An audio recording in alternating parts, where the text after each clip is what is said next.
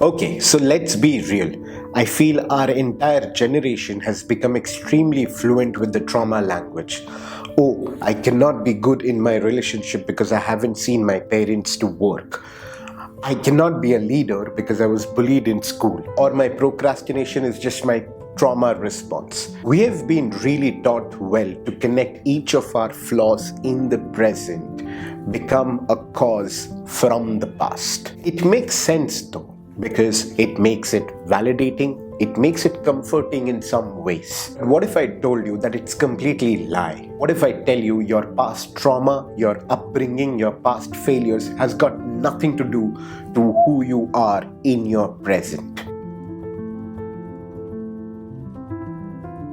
Well, stay with me because this single idea from this book, The Courage to be Disliked, a fantastic book, actually could be that system reboot that you are probably seeking. Hey, welcome back to the Unfold Learning Podcast. This is your host, Kostav. In case you're new to this space and this channel, do check out the previous videos, and if you like them, only then like, subscribe and share. And if you are continuing to be here with me in this journey and you are back, so welcome back and thank you for being there. On that note, let's get started to unfold some amazing learnings from this book, The Courage to be Disliked.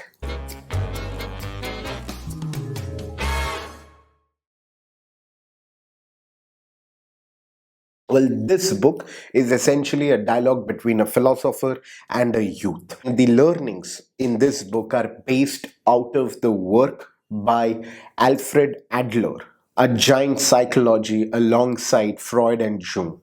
Adler's big idea is a total game changer.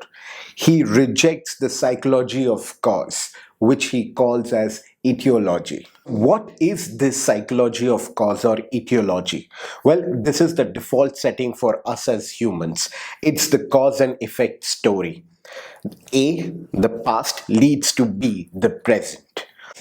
I was hurt, therefore I am broken. This mindset, while confirming, makes you the victim of your past. You become a passenger in a car that is driven by your history.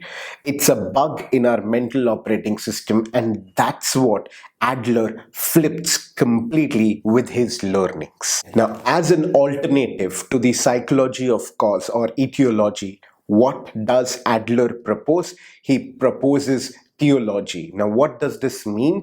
This means the psychology of purpose. It argues that you are not really pushed to your past, but you are actually pulled by a goal that you set for yourself. You have a goal B, so you create your feelings and actions to justify it.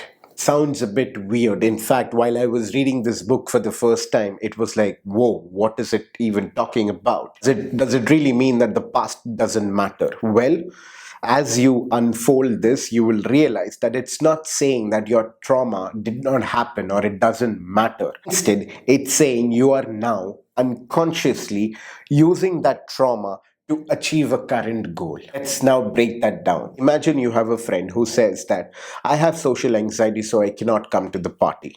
Now that's etiology for you there, which means there is a diagnosis already happened, the psychology of the cause. The philosopher in this book would actually flip it, basis Adler's theory, which is the psychology of purpose, called as theology. He'd say that you have the goal of not going to the party.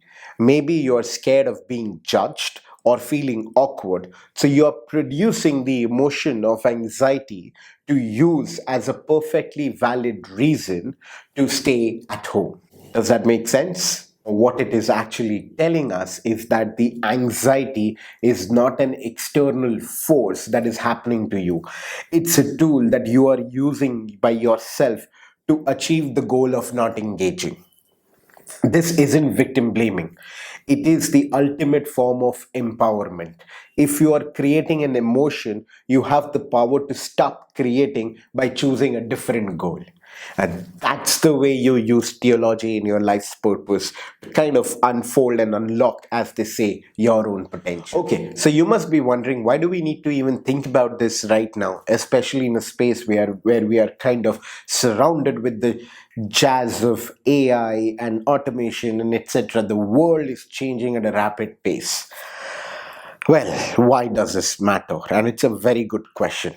Well, when you think about AI and its current form, it is a master of etiology. It is bases the psychology of a cause. What has happened in the past, it will aggregate, assimilate, and then produce you something new. It works by analyzing massive amounts of your past data to predict your future. Because you watched this, and hence I would suggest you this. Because your resume shows your past skills, hence these are the jobs suited for you. That's how an AI world would operate. AI is a cause and effect machine right now. But you are not an algorithm. I repeat, but you are not an algorithm. You cannot lead your life basis what has stacked in your past. Instead, you have that superpower to kind of flip it on its head and practice theology, which is the psychology of purpose. Your superpower is being human, which helps you to surface your unique abilities. As human being, at any point in time, you can defy all your past, set a new goal, a new purpose, and act towards it and be in pursuit of it, irrespective of how your past trauma, failures, or upbringing were, making all of AI's prediction about you obsolete. That's the strength that we uphold in these times, and that is why it is important for us to understand this psychology, back it with principles and some concrete learning, and internalize the fact that who we are today, the way we conduct ourselves, or the way we would want to conduct ourselves, has got nothing to do with our past experiences. It doesn't work that way. You don't have to be a prisoner of your own data set. That is the ultimate competitive advantage that you can. So the first foundational truth from the book, The Courage to be Disliked: you are not what your past has made you. You are what you have chosen to be, based on the goals that you have set for yourself right now. You are the author and not the character. Take a second, let that sink in. I know it's heavy. It was for me as well, to kind of take a pause and actually process what it's trying to convey to you, because it's a huge responsibility to kind of reorient yourself and think that irrespective of your past, it stays there. It doesn't affect who you are today, or who would you want to be, or who you would want to be in the future.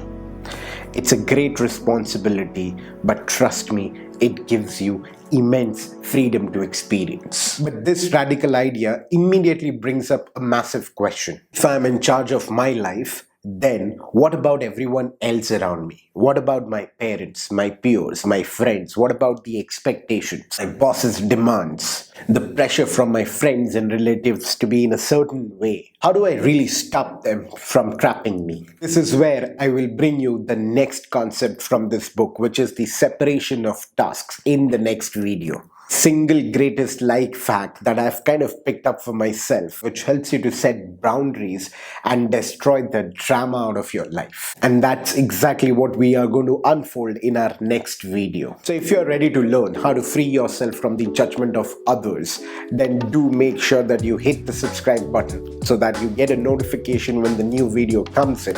Do like, comment, and share. Trust me, it's going to be a game changer.